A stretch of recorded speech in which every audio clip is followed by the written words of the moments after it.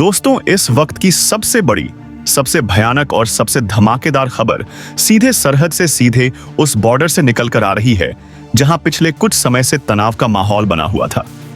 यह खबर ऐसी है जिसे सुनकर शायद पहली बार में आपको अपने कानों पर यकीन ना हो। आपको लगेगा कि क्या वाकई ऐसा हो सकता है?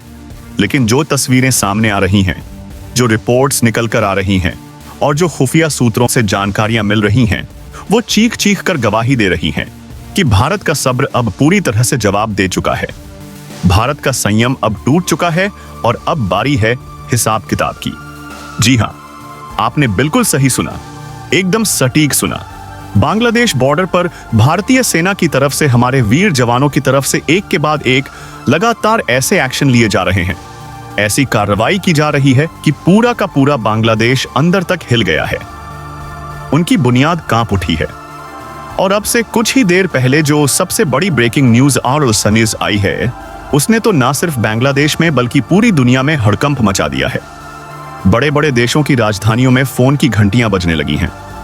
खबर यह है कि भारतीय सेना ने अब तक का सबसे बड़ा, सबसे साहसिक और सबसे कठोर कदम उठाते हुए बांग्लादेश के भीतर, जी हां, मेरी बात को गौर से सुनिएगा, सिर्फ बॉर्डर पर नहीं, सिर्फ तारबंदी के पास नहीं, बल्कि बॉर्डर के उस पार दुश्मन की जमीन पर घुसकर एक बहुत बड़े मिलिट्री ठिकाने को, एक बहुत बड़े और रणनीतिक रूप से महत्वपूर्ण एयरबेस को अपना निशाना बनाया है।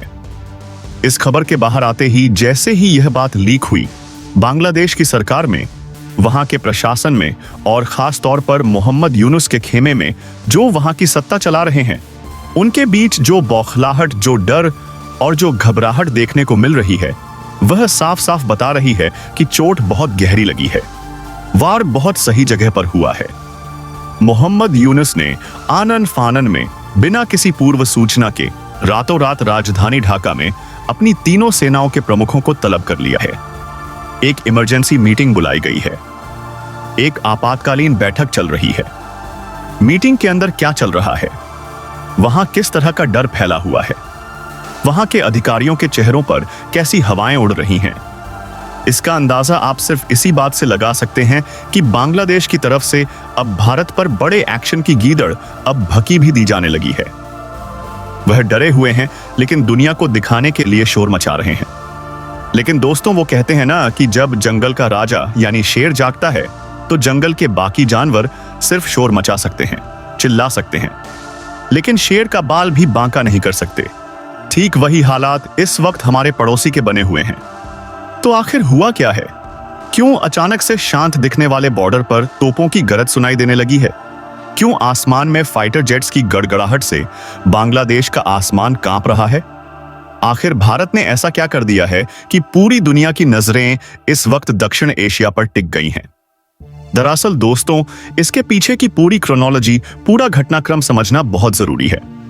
भारतीय सेना ने बांग्लादेश के बॉर्डर से सटे हुए 3 बड़े डिवीजन्स को, 3 बड़े इलाकों को टारगेट करते हुए एक बहुत बड़ा और बहुत ही सुनियोजित ऑपरेशन अंजाम दिया है। रिपोर्ट्स के मुताबिक जो जानकारी छन छन कर बाहर आ रही है, उसके अनुसार यह ऑपरेशन बॉर्डर से सिर्फ 10 या 20 किलोमीटर अंदर तक सीमित नहीं था, जैसा कि आमतौर पर होता है, बल्कि इस बार भारत ने अपनी रेंज बढ़ा दी है। इस बार यह ऑपरेशन लगभग 250 किलोमीटर की रेंज तक फैला हुआ है। आप सोचिए, जरा कल्पना कीजिए, 250 किलोमीटर अंदर तक भारत की यह धमक, यह गूंज सुनाई दे रही है। यानी दुश्मन के घर के बेडरूम तक भारत ने अपनी पहुंच बना ली है। और इस बार निशाना कोई छोटा मोटा चेक पोस्ट नहीं था, कोई छोटी मोटी चौकी नहीं थी। इस बार निशाना था सैदपुर एयरफील्ड। जी हां, सैदपुर एयरफील्ड। यह नाम याद रखिएगा दोस्तों, यह वही सैदपुर एयरफील्ड है जिसे बांग्लादेश का एक बहुत ही महत्वपूर्ण और रणनीतिक एयरबेस माना जाता है। वैसे तो दुनिया को दिखाने के लिए अंतर्राष्ट्रीय मंचों पर बांग्लादेश हमेशा यह झूठ बोलता रहा है, यह भ्रम फैलाता रहा है कि यह एयरबेस कभी मिलिट्री के लिए था तो कभी सिविलियंस के लिए इस्तेमाल होता था। कभी कहते थे कि यह बंद पड़ा है, लेकिन असल हकीकत जो हमारी जांबाज खुफिया एजेंसियों ने पकड़ी थी, जो हमारी रॉ के एजेंट्स ने पता लगाई थी, वो यह थी कि पिछले कुछ समय से, जब से बांग्लादेश में तख्ता पलट हुआ है, जब से वहां हालात बिगड़े हैं, जब से वहां भारत विरोधी गतिविधियां तेज हुई हैं, तब से इस एयरबेस का इस्तेमाल पूरी तरह से एक मिलिट्री छावनी के रूप में किया जा रहा था। वहां पर सैनिकों का जमावड़ा था, वहां पर हथियारों का जखीरा जमा किया जा रहा था। और सिर्फ इतना ही नहीं, यह एयरबेस भारत के लिए, हमारी राष्ट्रीय सुरक्षा के लिए एक बहुत बड़ा खतरा बनता जा रहा था। आप पूछेंगे कि खतरा क्यों? तो इसका जवाब भारत के नक्शे में छिपा है। यह एयरबेस भारत के चिकन नेक कॉरिडोर के पहुंच बेहद करीब है। वो चिकन नेक, वो सिलीगुड़ी कॉरिडोर जो भारत की मुख्य भूमि को हमारे प्यारे पूर्वोत्तर राज्यों से जोड़ता है, जो हमारी लाइफलाइन है। और इसी खतरे को भांपते हुए, इसी साजिश को समझते हुए भारतीय सेना ने फैसला किया कि अब इंतजार का वक्त खत्म हो चुका है। अब बातचीत का समय बीत चुका है। अब समय है एक्शन का। दोस्तों, सूत्रों से जो जानकारी मिल रही है वह बेहद चौंकाने वाली और दिल को सुकून देने वाली है। बताया जा रहा है कि भारतीय सेना ने इस एयरबेस पर पिन पॉइंट स्ट्राइक की है। एक के बाद एक कई ड्रोन हमले किए गए हैं। और यह मत सोचिएगा कि यह कोई साधारण ड्रोन थे जो शादियों में इस्तेमाल होते हैं। यह वो हाईटेक, आधुनिक तकनीक से लैस, दुश्मन को नानी याद दिला देने वाले ड्रोन थे, जो दुश्मन के रडार को चकमा देकर, उनकी आंखों में धूल झोंककर सीधे अपने टारगेट पर जाकर फटते हैं, बिल्कुल सटीक निशाना लगाते हैं। और वहां भी यही हुआ। सैदपुर एयरबेस पर तैनात बांग्लादेश की वायुसेना का पूरा जखीरा जो वह वहां जमा कर रहे थे, भारत के खिलाफ इस्तेमाल करने के लिए, वह सब कुछ धू कर जल उठा। आग की लपटें इतनी ऊंची थी कि दूर दूर तक दिखाई दे रही थी। खबर तो यहां तक है, और यह बहुत बड़ी बात है कि इस एयरबेस पर चीन के दिए हुए बीजिंग से आए हुए कुछ फाइटर जेट्स भी मौजूद थे, जिन्हें बांग्लादेश भारत के खिलाफ इस्तेमाल करने की फिराक में था, जिन्हें वह अपना ब्रह्मास्त्र समझ रहे थे। भारतीय सेना की इस कार्यवाही में, हमारे इस प्रहार में, वो चीनी फाइटर जेट्स भी कबाड़ में तब्दील हो गए हैं। उनका लोहा अब पिघल चुका है। जरा सोचिए उस मंजर के बारे में। उस दृश्य की कल्पना कीजिए जब अचानक आसमान से मौत बरसने लगी होगी। बांग्लादेश की सेना को वहां के अधिकारियों को संभलने का मौका तक नहीं मिला होगा। वह शायद चाय पी रहे होंगे या अपनी साजिशों का ताना बाना बुन रहे होंगे। उन्हें सपने में भी गुमान नहीं था कि भारत, जो हमेशा शांति की बात करता है, जो हमेशा वसुधैव कुटुंबकम की बात करता है, जो हमेशा बातचीत का रास्ता चुनता है, वह अचानक इतना आक्रामक, इतना प्रचंड हो जाएगा कि उनके घर में घुसकर उनके सबसे सुरक्षित माने जाने वाले एयरबेस को ही मलबे के ढेर में बदल देगा। वहां अफरा तफरी मच गई। लोग जान बचाने के लिए इधर उधर भागने लगे, सायरन बजने लगे, खतरे की घंटियां गूंजने लगी। लेकिन तब तक बहुत देर हो चुकी थी। तीर कमान से निकल चुका था। भारत अपना काम कर चुका था। टारगेट न्यूट्रलाइज हो चुका था। दुश्मन की कमर टूट चुकी थी। लेकिन दोस्तों, ठहरिए, अभी वीडियो छोड़कर मत जाइएगा, क्योंकि यह तो सिर्फ शुरुआत है। यह तो सिर्फ ट्रेलर है। अगर आपको लग रहा है कि बात सिर्फ एक एयरबेस तक सीमित है, अगर आप सोच रहे हैं कि एक हमला करके भारत रुक गया, तो आप गलत हैं। पिक्चर अभी बाकी है और असली खेल तो अब शुरू हुआ है। भारतीय सेना का यह ऑपरेशन सिर्फ एक हवाई हमला नहीं था, बल्कि यह एक सुनियोजित, एक बहुत ही बारीकी से तैयार किया गया ऐसा चक्रव्यूह है। एक ऐसी रणनीति है जिसमें बांग्लादेश अब पूरी तरह फंस चुका है, जैसे मकड़ी के जाले में मक्खी फंस जाती है। जैसा कि मैंने आपको बताया, भारत ने एक साथ 3 अलग अलग डिवीजन्स को टारगेट किया है। इसमें रंगपुर डिवीजन का इलाका सबसे अहम है, सबसे खास है। यह वो इलाका है जो भौगोलिक रूप से, रणनीतिक रूप से भारत के सिलीगुड़ी कॉरिडोर, यानी हमारे चिकन नेक के एकदम सर पर बैठा हुआ है। यहां से बैठकर बांग्लादेश और उसके पीछे छिपी चीन और पाकिस्तान की नापाक ताकतें भारत की गर्दन दबाने के सपने देख रही थीं। वो अपनी ड्राइंग रूम में बैठकर नक्शे पर लकीरें खींच रहे थे और सोच रहे थे कि अगर कभी युद्ध के हालात बने तो वह यहां से आसानी से भारत का रास्ता काट देंगे, पूर्वोत्तर को भारत से अलग कर देंगे। लेकिन उन्हें नहीं पता था, वो शायद भूल गए थे कि यह 1962 का भारत नहीं है, यह 2025 का न्यू इंडिया है। यह वो भारत है जो अब अपनी गर्दन नहीं कटवाता, बल्कि दुश्मन की गर्दन मरोड़ना जानता है। दुश्मन की आंखों में आंखें डालकर बात करना जानता है जबान जान तायब है। भारत ने अपने इस एक्शन से, इस प्रहार से साफ संदेश दे दिया है, एक लक्ष्मण रेखा खींच दी है कि हमारी सुरक्षा के साथ, हमारी अखंडता के साथ जो भी खिलवाड़ करेगा, जो भी हमारी तरफ टेढ़ी नजर से देखेगा, उसका अंजाम सैदपुर एयरबेस जैसा ही होगा, उसकी हालत वैसी ही होगी। इस वक्त भारतीय सेना की जो मिसाइलें तैनात हैं, जो आर्टिलरी गन्स, जो तोपें बॉर्डर पर मुंह खोलकर खड़ी हैं, उनकी रेंज में पूरा का पूरा 250 किलोमीटर का इलाका आ चुका है। यानी कि बांग्लादेश के अंदर 250 किलोमीटर का इलाका आ चुका है। तक कोई भी परिंदा भी पर नहीं मार सकता बिना भारत की इजाजत के। उनकी हर हरकत, हर गतिविधि अब हमारी निगरानी में है। दोस्तों, क्या आपको याद है, अभी कुछ समय पहले तक हम खबरों में सुनते थे कि बांग्लादेश की सीमा पर तनातनी है, कुछ छुटपुट घटनाएं हो रही हैं, कभी पत्थरबाजी हो रही है। लेकिन अब जो हो रहा है वो उससे बहुत आगे की चीज है। वो एक फुल स्केल मिलिट्री डोमिनेंस है, यानी पूर्ण सैन्य वर्चस्व। भारत ने अपने सबसे घातक हथियार, अपने S-400 एयर डिफेंस सिस्टम को भी एक्टिवेट कर दिया है। जी हां, वही S-400 जिसे दुनिया का सबसे बेहतरीन एयर डिफेंस सिस्टम माना जाता है। इसके साथ ही आकाश मिसाइल सिस्टम को फ्रंट लाइन पर लगा दिया गया है। इसका मतलब समझते हैं आप? इसका सीधा और साफ मतलब यह है कि अगर बांग्लादेश की तरफ से या उनकी मदद के लिए आने वाले किसी भी देश की तरफ से, चाहे वह चीन हो या पाकिस्तान, अगर हवा में कोई भी हरकत हुई, कोई भी विमान उड़ा, कोई भी ड्रोन आया, कोई भी मिसाइल चली, तो उसे बॉर्डर पार करने से पहले ही हवा में ही भस्म कर दिया जाएगा, उसे राख बना दिया जाएगा। भारत ने अपनी आसमानी सुरक्षा को अभेद्य किले में बदल दिया है, ऐसा किला जिसे भेदना नामुमकिन है। अब जरा बात करते हैं मोहम्मद यूनुस और उनकी सरकार की। उनकी हालत इस वक्त देखने लायक है। जैसे ही यह खबर ढाका पहुंची, जैसे ही उन्हें पता चला कि उनका सैदपुर एयरबेस अब काम करने लायक नहीं रहा, वहां हड़कंप मच गया, पैरों तले जमीन खिसक गई। मोहम्मद यूनुस, जो कल तक भारत को आंखें दिखा रहे थे, जो बड़े बड़े बयान दे रहे थे और थे, आज अपने जनरलों के साथ बंद कमरे में माथापच्ची कर रहे हैं, पसीने पोंछ रहे हैं। वहां आपातकाल जैसे हालात बन गए हैं। और बने भी क्यों ना? जिस ताकत के दम पर, जिस चीन और पाकिस्तान की शह पर वो उछल रहे थे, भारत को ललकार रहे थे, भारत ने एक ही झटके में उस गुब्बारे की हवा निकाल दी है। अब वो मीटिंग कर रहे हैं कि भारत पर पलटवार कैसे करें, कैसे इस बड़ी कार्यवाही का जवाब दें।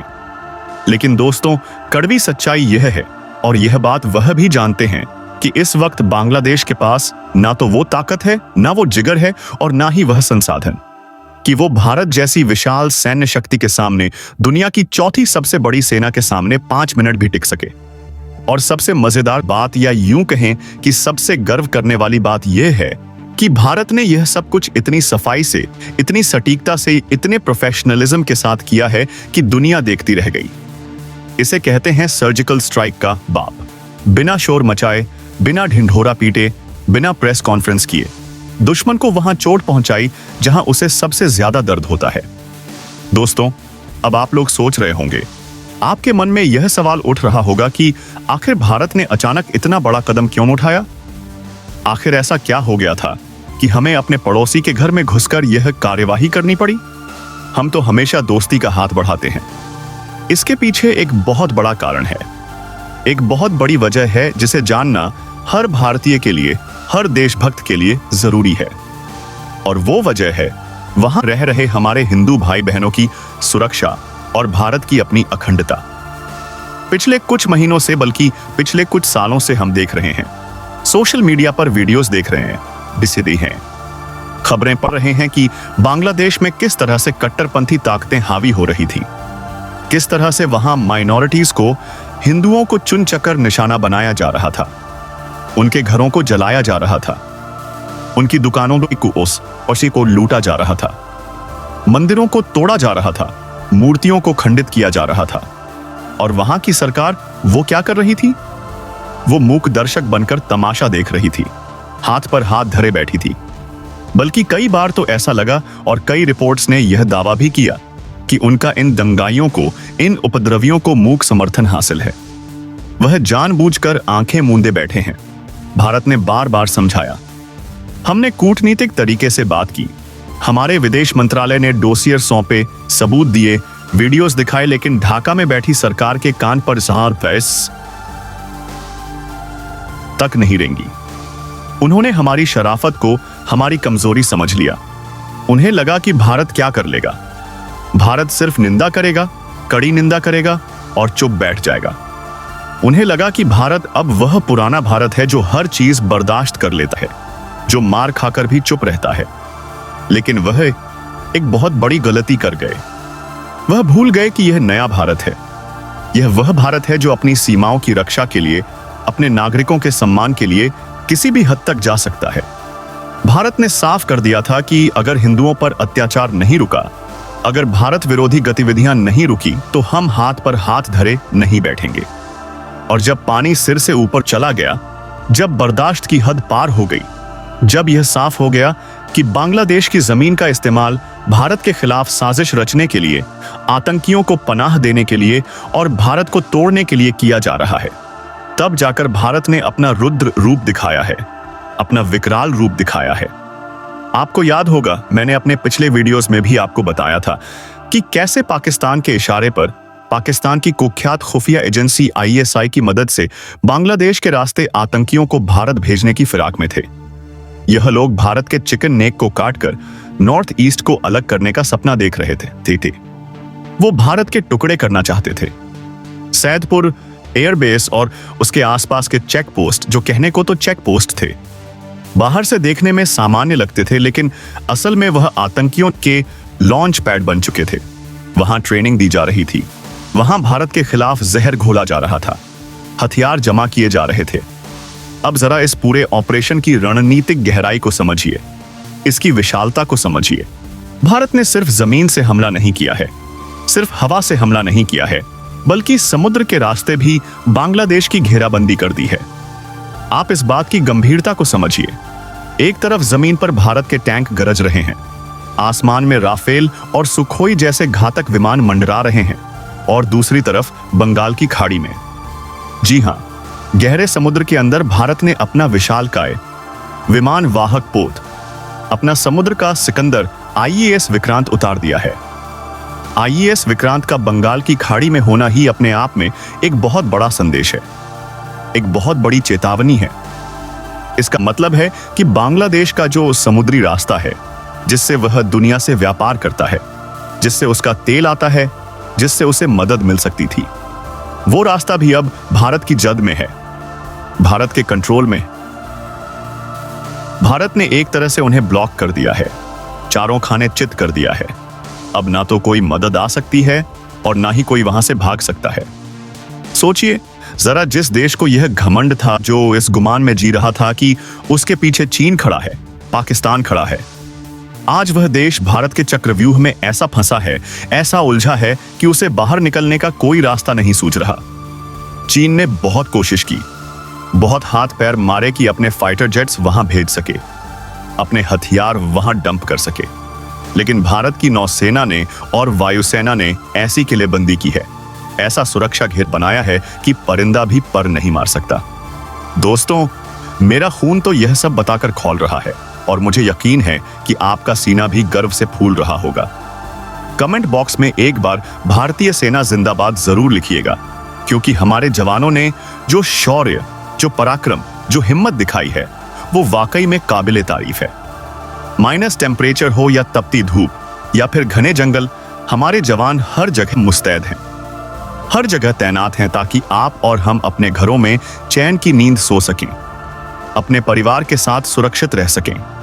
और आज जब यह खबर आई है, तो हर भारतीय का, चाहे वह देश के किसी भी कोने में हो, उसका फर्ज बनता है कि वह अपनी सेना का मनोबल बढ़ाए, उनका साथ दें।